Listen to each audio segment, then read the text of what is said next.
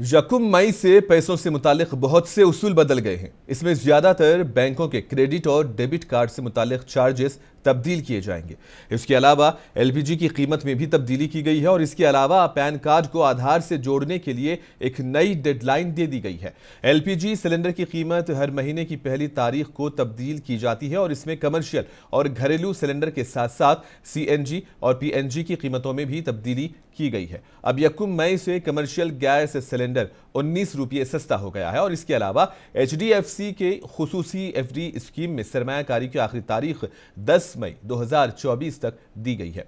ये स्कीम मुल्क के बुजुर्ग शहरियों के लिए 2020 में शुरू की गई थी और इस स्कीम के तहत बुजुर्ग शहरियों को खुसूसी एफडी पर 7.75% सूद मिल रहा है। नया निजाम यकम मई से नाफिज हो गया है और ऐसे में जिन लोगों ने अभी तक पैन कार्ड को आधार से नहीं जोड़ा है उन्हें एक और मौका मिलेगा और इसके लिए महकमे इनकम टैक्स ने 31 मई तक की आखिरी तारीख मुकर्रर की है।